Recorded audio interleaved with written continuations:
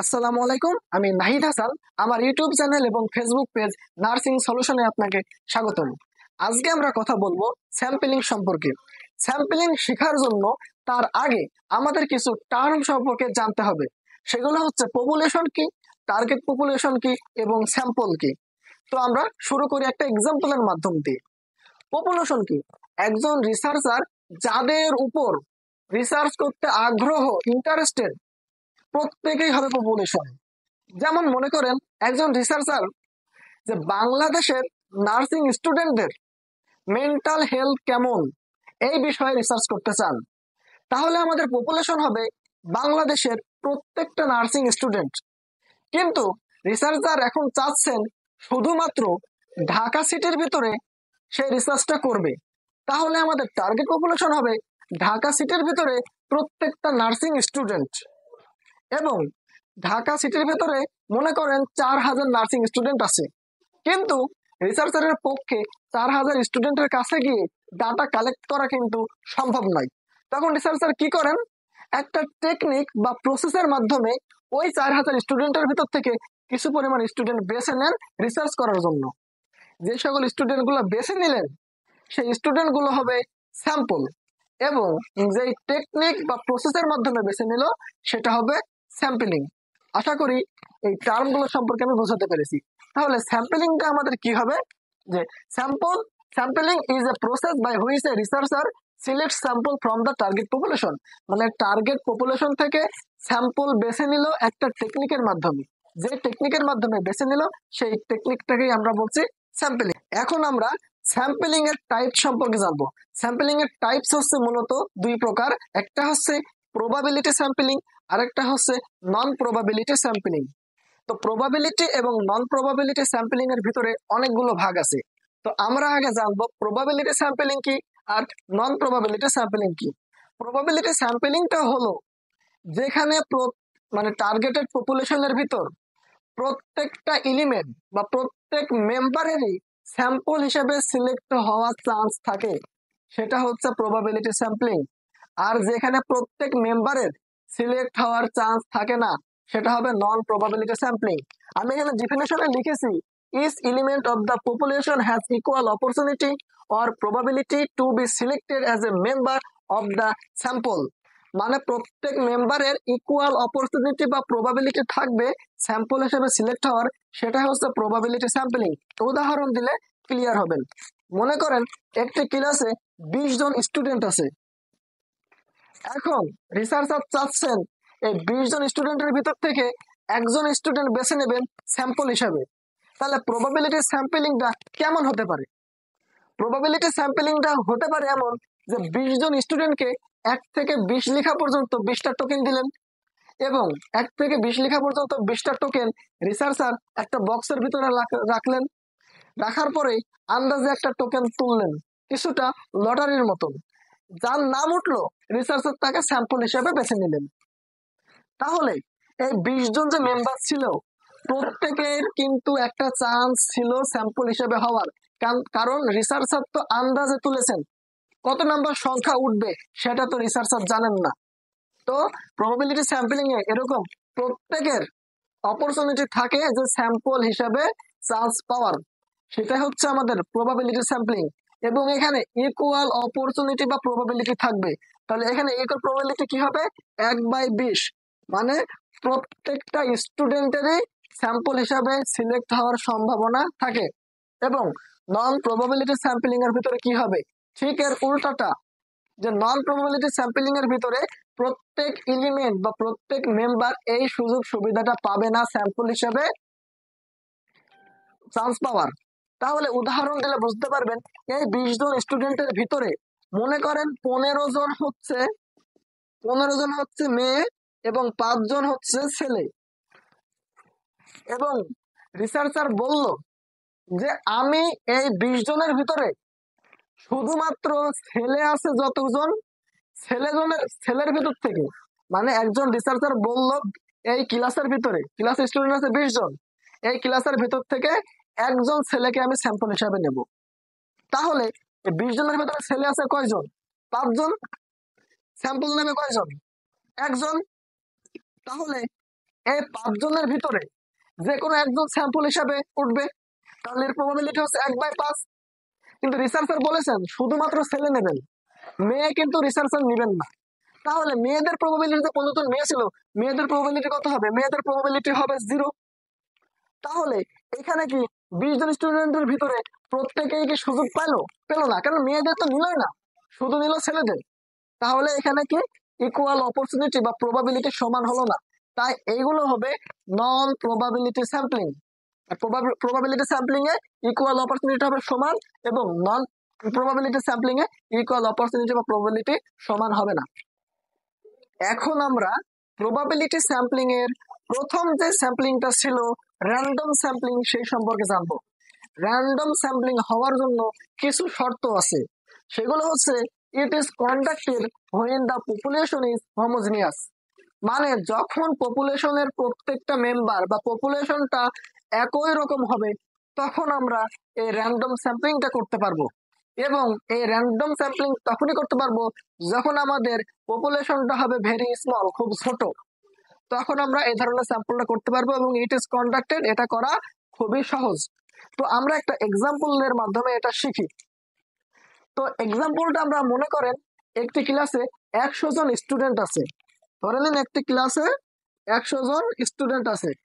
তো রিসার্চার চাচ্ছেন 100 জনের ভিতর থেকে 40 জন স্টুডেন্টকে স্যাম্পল হিসাবে বেছে নেবেন।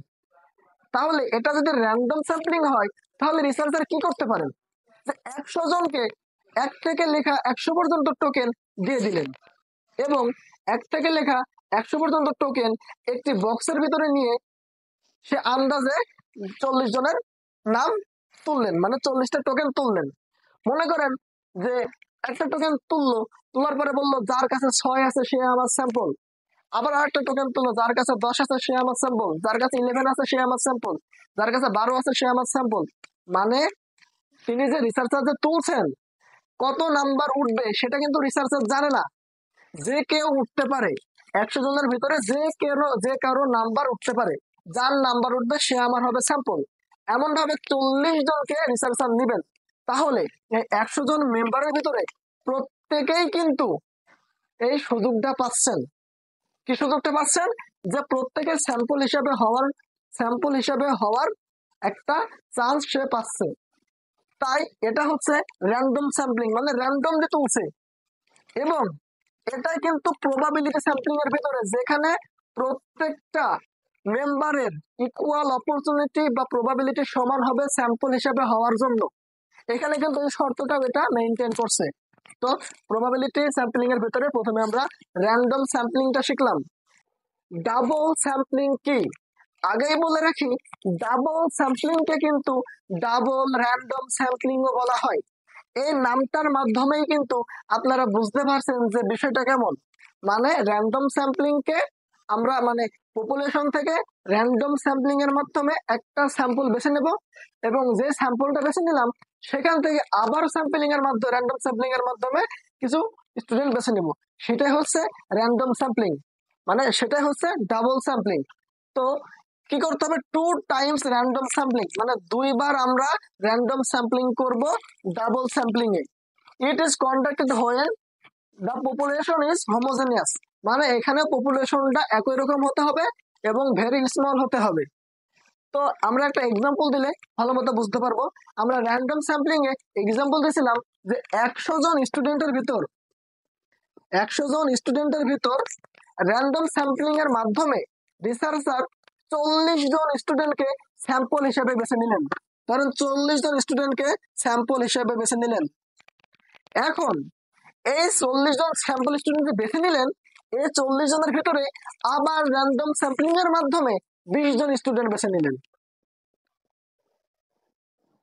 তাহলে এখানে কিন্তু ডবল র্যান্ডম স্যাম্পলিং আমরা করলাম, তাই এটাকে ডাবল স্যাম্পলিং বলে। এই ডবল স্যাম্পলিং কে ডবল র্যান্ডম স্যাম্পলিং ও বলা হয়। আশা করি র্যান্ডম স্যাম্পলিং এবং ডবল স্যাম্পলিং সম্পর্কে আমি বোঝাতে পেরেছি। এখন আমরা সিস্টেমেটিক স্যাম্পলিং সম্পর্কে জানবো। সিস্টেমেটিক স্যাম্পলিং নামের ভিতরেই কিন্তু একটা সিস্টেম ভাব আছে। তো আমরা এখানে লিখেছি every nth element of the population will be selected as a member of sample. এখানে nth n দ্বারা কিন্তু আমাদের নাম্বার বোঝাচ্ছে, every third element, every fifth element, এমন করে আমাদের রিসার্চারের ইচ্ছা মতো এটা হবে। তো এভরি আমরা ধরে নিলাম বোঝার ক্ষেত্রে একটা এক্সাম্পল দিয়ে আমরা বুঝি। মনে করেন আমাদের ক্লাসে 15 জন স্টুডেন্ট আছে, এই 15 জন স্টুডেন্ট আছে। এখন রিসার্চার বললেন যে এই ক্লাসের ভিতরে যে 15 জন স্টুডেন্ট আছে তাদের ভিতরে এভরি থার্ড এলিমেন্ট হবে আমার স্যাম্পলের মানে পপুলেশনের ভিতরে স্যাম্পল। তো এভরি থার্ড এলিমেন্ট, তাহলে এভরি থার্ড এলিমেন্ট কি হবে? 3, 6, 9, 12 এবং 15। Every third element of the population will be selected as a sample. তাহলে মনে করেন একটা পপুলেশন বা একটা টার্গেট পপুলেশনের ভিতরে 15 জন মেম্বার আছে। এখন রিসার্চার বললেন এভরি থার্ড এলিমেন্ট আমার স্যাম্পল হবে। তাহলে কি 3, 6, 9, 12, 15। এখন যদি রিসার্চার বলেন এভরি 2 এলিমেন্ট আমার স্যাম্পল হবে, তখন কি হতো? 2, 4, 6, 8, 10 এরকম করে কিন্তু আমাদের স্যাম্পল হতো। কিন্তু এই সিস্টেমেটিক স্যাম্পলিং হওয়ার জন্য কিন্তু আমাদের অবশ্যই পপুলেশনটাকে হোমোজিনিয়াস মানে একই রকম হতে হবে। কেন একই রকম হতে হবে? মনে করেন এই 15 জন স্টুডেন্টের ভিতরে 3 জন স্টুডেন্ট রেগুলার ক্লাসে আসে না, হয়তো মাসে একদিন আসে। তো রিসার্চার যেদিন ক্লাস নেবেন বা এক্সাম নিতে যাচ্ছেন ওই দিনে ওই স্টুডেন্টটা আসছে। তাহলে যে স্টুডেন্টটা ক্লাস করে না, অনিয়মিত, সেই স্টুডেন্টটা কি পরীক্ষা নিলে পারবে? সে তো কিছুই বুঝবে না। এবং মনে করেন সেই স্টুডেন্টটা এই যে আমরা সিলেক্ট করে নিল রিসার্চার এভরি থার্ড এলিমেন্ট, এই এলিমেন্ট এভরি থার্ড এলিমেন্টের ভিতরে কোনো না কোনো একটা বা দুইটাই তার নাম চলে আসলো বা তার রোল নাম্বার চলে আসলো। তাহলে এখানে কিন্তু এটা আমাদের সবগুলো একরকম হলো না, হোমোজেনিয়াস বা একই রকম এলিমেন্ট হলো না। তো আমাদের অবশ্যই সিস্টেমেটিক স্যাম্পলিং করার সময়ও হোমোজিনিয়াস মানে এটা কিন্তু হোমোজিনিয়াস মানে আমাদের যে পপুলেশন টার্গেট পপুলেশনের প্রত্যেকটা মেম্বারকে কিন্তু একই রকম হতে হবে। একই রকম না হলে কিন্তু সিস্টেমেটিক স্যাম্পলিং করা সম্ভব না।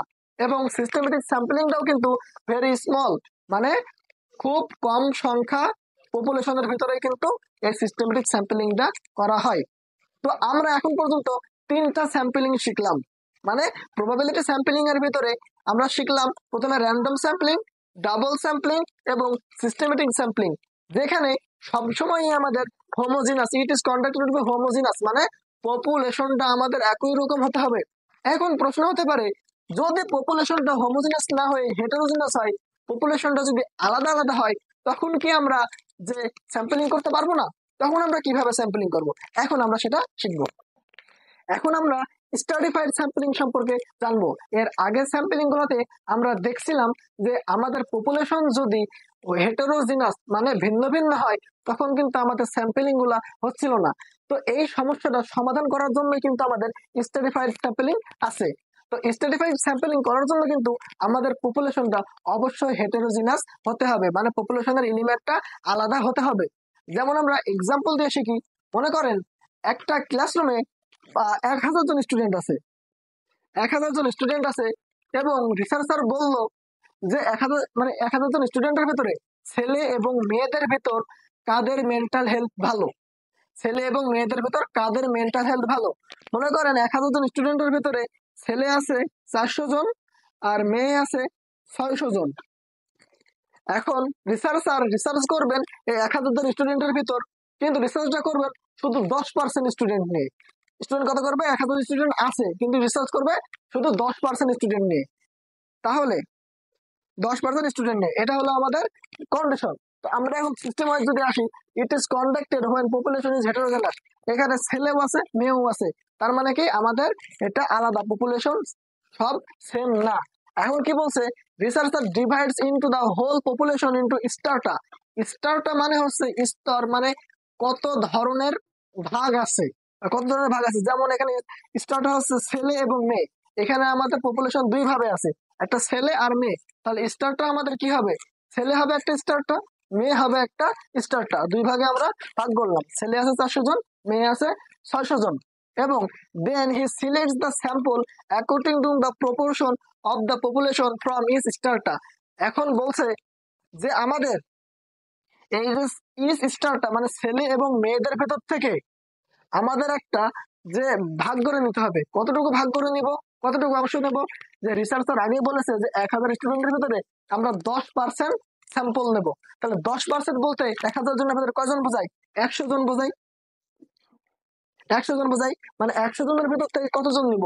তাহলে যদি বি হয়, মানে ছেলে হয়, তাহলে ছেলেদের 10% কত হবে? ছেলেদের 10% অবশ্যই 40 হবে। এবং মেয়েদের 10% কত হবে? মেয়েদের 10% হলে কত হবে? 60 হবে। এটাই কিন্তু হচ্ছে আমাদের স্ট্র্যাটিফাইড স্যাম্পলিং। এখানে কিন্তু আমরা 50-50 নেই নাই। কেন নেই নাই? কারণ স্ট্র্যাটিফাইড স্যাম্পলিং এ এটাই বলা আছে যে মোট, মানে টোটাল স্টুডেন্টের ভেতর থেকে আমরা যত নেব, টোটাল স্টুডেন্ট আছে 1000 জন, 1000 জনের ভেতর থেকে আমরা 10% স্যাম্পল নেব। কিন্তু এখানে ছেলে আছে 400 জন, মেয়ে আছে 600 জন। তাহলে আমরা কি করব? ছেলে যতটুকু আছে তাদের 10% নেব, মেয়ে যতটুকু আছে তাদের 10% নেব। আমাদের এই স্ট্র্যাটিফাইড স্যাম্পলিংটা কিন্তু প্রবাবিলিটি স্যাম্পলিং এরই অংশ। তাহলে প্রবাবিলিটি স্যাম্পলিং এ কিন্তু আমরা বলেছিলাম যে ইচ মেম্বার বা এই পপুলেশনের প্রত্যেকটা মেম্বারের ইকুয়াল অপরচুনিটি বা প্রবাবিলিটি সমান হবে। যে আমরা 40 জন নিচ্ছি, মানে 10% নিচ্ছি, মনে করেন যে 40 জন নিলাম 400 জন ছেলের ভেতর থেকে। তাহলে যদি কাটাকাটি করি আমরা, এখানে কিন্তু আমাদের দাঁড়ায় 1/10, এবং মেয়ে ছিল হচ্ছে আমাদের 600 জন, এবং আমরা সিলেক্ট করেছি 10%, 60 জন। এখানেও কিন্তু আসছে আমাদের 1/10। তাহলে কিন্তু ছেলে এবং মেয়ে 1/10, 1/10, তাহলে ইকুয়াল অপরচুনিটি বা প্রবাবিলিটি সমান। যদি আমরা 50টা করে নিতাম, তাহলে কিন্তু আমাদের ইকুয়াল অপরচুনিটি বা প্রবাবিলিটি যেটা আছে সেটা কিন্তু আর সমান থাকতো না। সমান না থাকলে কিন্তু আমাদের প্রবাবিলিটি স্যাম্পলিং হতো না। তাই আরেকবার আমি এটা বলে দিচ্ছি, মোট পপুলেশন ছিল 1000 জন। 1000 জনের ভিতরে আমরা আগে স্টারটা ভাগ করে নেব কয় ধরনের পপুলেশন আছে। এখানে ছেলে আছে, মেয়ে আছে। স্টারটা হচ্ছে আমাদের দুইটা, ছেলে আছে 400 জন, মেয়ে আছে 600 জন। কিন্তু মোট পপুলেশনের 10% আমরা নিতে চাচ্ছি। তাহলে 10% যদি মোট পপুলেশনে নিই, তাহলে ছেলে যতগুলো থাকবে তার 10% নেবো, মেয়ে যতগুলো থাকবে তার 10% নেবো। তাহলেই কিন্তু আমাদের ইকুয়াল অপরচুনিটি বা প্রবাবিলিটি সমান হবে, এবং এটা হবে স্ট্র্যাটিফাইড স্যাম্পলিং। এখন আমরা ক্লাস্টার স্যাম্পলিং সম্পর্কে কথা বলবো। ক্লাস্টার স্যাম্পলিংকে আমরা এরিয়া স্যাম্পলিংও বলতে পারি, এবং এর ক্লাস্টারের বাংলা মিনিং হচ্ছে গুচ্ছাকারে, মানে গ্রুপ আকারে। তো আমরা একটা এক্সাম্পল দিয়ে এটা শিখবো। মনে করেন আমরা রিসার্চ করতে চাচ্ছি যে ঢাকা ডিস্ট্রিক্টে ডেঙ্গুর প্রভাব মানুষের উপর কেমন পড়লো, তার উপরে আমরা রিসার্চ করতে চাচ্ছি। তাহলে আমাদের এখানে কিছু শর্ত আছে, সেগুলো হলো: researcher divides the whole population into various zones and then he selects one zone randomly from there. মনে করেন ঢাকা সিটিকে আমরা 5টা ভাগে ভাগ করলাম। ঢাকা ডিস্ট্রিক্টকে আমরা 5টা ভাগে ভাগ করলাম। তো এটা রিসার্চারের মন মতো ভাগ করবে। মনে করেন আমি তার উপজেলা অনুযায়ী ভাগ করলাম, 5টা উপজেলা অনুযায়ী ভাগ করলাম, নাম দিলাম A, B, C, D এবং E। এখন রিসার্চার কি করবে? র্যান্ডমলি, এটা মন মতো না, এই ভাগ করার পরে মন মতো ভাগ করবে, কিন্তু ভাগ করার পরে এটা র্যান্ডমলি একটা গ্রুপকে সে সিলেক্ট করবে স্যাম্পল হিসেবে। তাহলে র্যান্ডমলি মনে করেন সিলেক্ট করলো ডি গ্রুপ, র্যান্ডমলি সিলেক্ট হলো ডি গ্রুপ। তখন রিসার্চার কি করবেন? এই ডি গ্রুপের যতগুলো মানুষ আছে প্রত্যেকেই তার স্যাম্পল হবে, এবং প্রত্যেকের কাছ থেকে ডাটা কালেক্ট করা লাগবে। যদি একজন সিঙ্গেল মানুষও বাদ যায়, তাহলে কিন্তু সেটা হবে না, গ্রহণযোগ্য হবে না। তাহলে আমরা লিখতে পারি যে all the elements of the selected zone R considered as sample. মানে যতগুলো মানুষ আমরা এই গ্রুপে সিলেক্ট হয়েছে, যে গ্রুপটা সিলেক্ট হয়েছে, এই গ্রুপের ভিতর যতগুলো মানুষ আছে প্রত্যেকের হবে স্যাম্পল, এবং প্রত্যেকের কাছ থেকে আমাদের ডাটা কালেক্ট করতে হবে। Not a single element of the selected zone can be throw away. মানে একটা সিঙ্গেল পার্সন যদি বাদ যায়, তাহলেও কিন্তু আমাদের ক্লাস্টার স্যাম্পলিংটা হবে না। এখন আমরা কথা বলবো মাল্টি স্টেজ স্যাম্পলিং সম্পর্কে। মাল্টি স্টেজ স্যাম্পলিং কিন্তু ক্লাস্টার স্যাম্পলিং এর মতোই। কেমন মতোই সেটা আমরা দেখি। মাল্টি স্টেজ স্যাম্পলিং করার জন্য আমাদের ক্লাস্টার স্যাম্পলিং করাই লাগবে। ক্লাস্টার স্যাম্পলিং এ আমরা কি করেছিলাম? প্রথমে ঢাকা ডিস্ট্রিক্টকে আমরা 5 ভাগে ভাগ করেছিলাম। ভাগ করার পরে আমাদের র্যান্ডমলি ডি গ্রুপটা সিলেক্ট হয়েছে, এবং ডি গ্রুপে যত পপুলেশন ছিল সব পপুলেশনের উপর কিন্তু আমরা, মানে সব পপুলেশনকে নিয়ে কিন্তু স্যাম্পল হিসেবে নিয়েছি, এবং প্রত্যেকের কাছ থেকে থেকে আমরা ডাটা কালেক্ট করেছি। বাট মাল্টি স্টেজ স্যাম্পলিং এ আমরা প্রত্যেকের কাছে ডাটা কালেক্ট করব না। মনে করেন ডি গ্রুপে যত মানুষই আছে না কেন, আমরা ধরে নিলাম যাদের বয়স 1 থেকে 10 তাদের কাছ থেকে নেব 10%, যাদের বয়স 20 থেকে 30 তাদের কাছ থেকে নেব 20%, এবং 30 থেকে 50।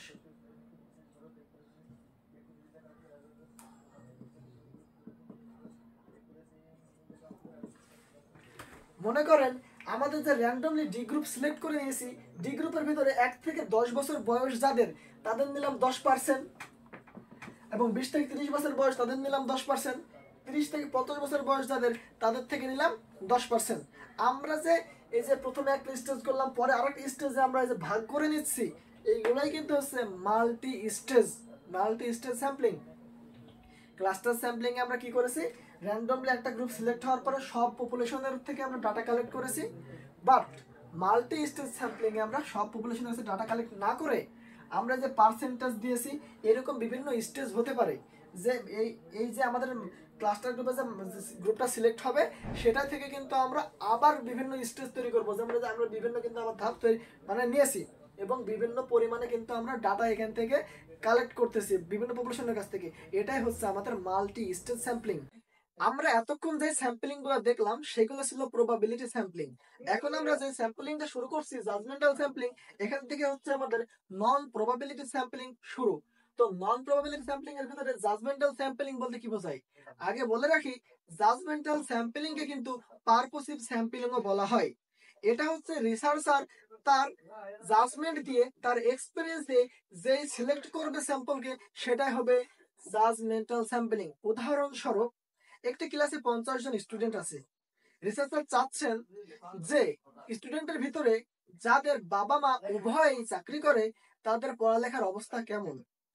তাহলে মনে করেন যদি আমরা কি র্যান্ডম স্যাম্পলিং করি, এমন হতে পারে যাদের বাবা চাকরি করে মা চাকরি করে না তারা চলে আসলো, যাদের মা চাকরি করে বাবা চাকরি করে না তেমন স্টুডেন্ট স্যাম্পল হিসেবে চলে আসলো। তো তাহলে কিন্তু আমাদের আর সেটা হলো না। তো জাজমেন্ট এই জন্য আমাদের কি করে জাজমেন্টাল স্যাম্পলিং প্রয়োজন। তখন কি করেন রিসার্চার তার এক্সপিরিয়েন্স দিয়ে তার জাজমেন্ট দিয়ে সে কি করে সরাসরি সে তার স্যাম্পল বেছে নেন স্টুডেন্টের ভিতর থেকে বা টার্গেট পপুলেশনের ভিতর থেকে তার স্যাম্পল বেছে নেন। এটা রিসার্চার তখনই করেন যখন রিসার্চারের হাতে সময় কম থাকে এবং বাজেট কম থাকে। তাহলে আমরা এটা কি লিখতে পারি, আমরা লিখতে পারি এটা also known as পারপোসিভ sampling.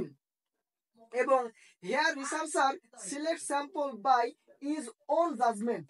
He uses the experience to judge for selecting the sample. তার যে জাজমেন্ট ক্ষমতা আছে সেটা বা এক্সপেরিয়েন্স আছে সেটা দিয়ে কি করলো, সে টার্গেটেড পপুলেশন থেকে স্যাম্পল সিলেক্ট করলো। কনভেনিয়েন্স স্যাম্পলিংটা কি? কনভেনিয়েন্স স্যাম্পলিং কে অ্যাক্সিডেন্টাল স্যাম্পলিং বা ইনসিডেন্টাল স্যাম্পলিংও বলা হয়। কনভেনিয়েন্স স্যাম্পলিং করার জন্য কারোর বাড়ি বাড়ি গিয়ে স্কুল কলেজে গিয়ে কিন্তু ডাটা কালেকশন করা লাগে না। যাদের রিসার্চার যাদের তাৎক্ষণিক যাদের পাবে তাদের কোশ্চেন করার মাধ্যমে যে ডাটা পাবে সেটাই হচ্ছে কনভেনিয়েন্স করে যে ডাটা পাবে সেটাই হচ্ছে আমাদের কনভেনিয়েন্স স্যাম্পলিং। উদাহরণ দিলে বিষয়টা বুঝতে পারবেন। মনে করেন বোর্ড এক্সাম শেষে স্টুডেন্টরা যখন বের হয় তখন যদি তাকে জিজ্ঞাসা করা হয় যে পরীক্ষাটা কেমন দিলা, কোশ্চেন কেমন ছিল, ভালো কি লিখতে পারছো, রেজাল্ট কেমন হবে, এই সব ডাটা নিয়ে একটা সে রিসার্চ করলো, তাকে কনভিন্স করে তার সাথে কিছু ডাটা নিয়ে রিসার্চ করলো, এটা তাৎক্ষণিক রিসার্চ করলো, এটা তার বাসায় গিয়ে বা কোথাও গিয়ে ডাটা করলো না, যাকে অ্যাভেলেবল পেলো তাকে নিয়েই সে এই রিসার্চটা শুরু করলো। এটাই হচ্ছে আমাদের কনভেনিয়েন্স স্যাম্পলিং।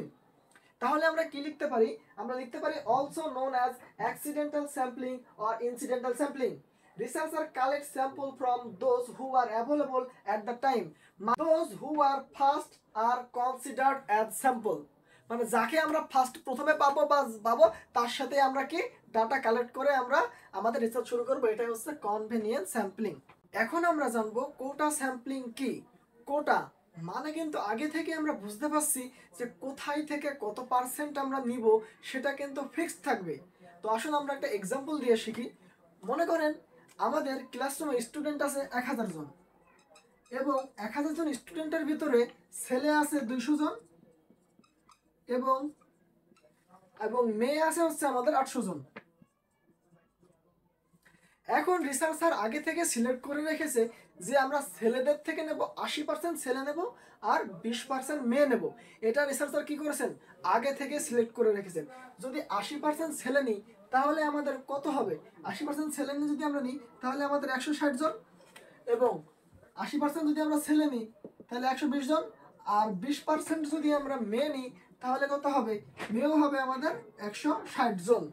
তাহলে এটার যদি ইকুয়াল অপরচুনিটি বা প্রবাবিলিটি আমরা দেখি, তাহলে যদি 160 জন নিয়েছি 200 জনের ভিতরে, 160 জন নিয়েছি 200 জনের ভিতরে, তাহলে এখানে যদি আমরা কাটাকুটি করি তাহলে কত হয়, 4/5। তাহলে কত হয় আমাদের 4/5, এবং মেয়েদের যদি হয় তাহলে আমাদের এখানে কত হয়, কত এখানে 800, তাহলে আমাদের এখানে হয় 1/5। তাহলে এখন দেখুন এখানে ছেলেদের হচ্ছে ইকুয়াল অপরচুনিটি এবং ছেলে এবং মেয়েদের ইকুয়াল অপরচুনিটি কিন্তু সমান না। এই সমান না হওয়ার কারণেই কিন্তু এটা হচ্ছে কোটা স্যাম্পলিং। যদি সমান হতো তাহলে কিন্তু এটা স্ট্রাটিফাইড স্যাম্পলিং হতো, এবং কোটা স্যাম্পলিং এ ছেলে কত পার্সেন্ট নেব মেয়ে কত পার্সেন্ট নেব এটা ফিক্সড। এটা রিসার্চার আগে থেকেই হিসাব করে রাখেন যে আমাদের ছেলে কজন আছে মেয়ে কজন আছে, এইদিকে রিসার্চার তাকানোর সময় নাই। রিসার্চার কি করেন, আগে থেকে ফিক্স করে রাখেন কোথায় থেকে কত পার্সেন্ট নেবেন।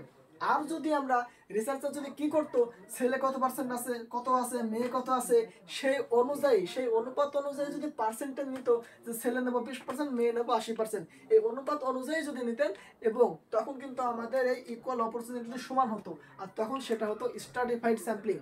আর যখন রিসার্চার আগে থেকে ফিক্স করে রাখে কোথায় থেকে কত পার্সেন্ট নেব, আমাদের পপুলেশনে ছেলে কত আছে মেয়ে কত আছে ওইদিকে তাকানোর সময় নাই, সেটা হচ্ছে কোটা স্যাম্পলিং। আশা করি স্ট্রাটিফাইড স্যাম্পলিং এবং কোটা স্যাম্পলিং সম্পর্কে আপনারা ক্লিয়ার হয়েছেন। আমরা এখন শিখব স্নোবল স্যাম্পলিং কি। এটা হচ্ছে আমাদের নন প্রবাবিলিটি স্যাম্পলিং এর একদম লাস্ট টাইপস।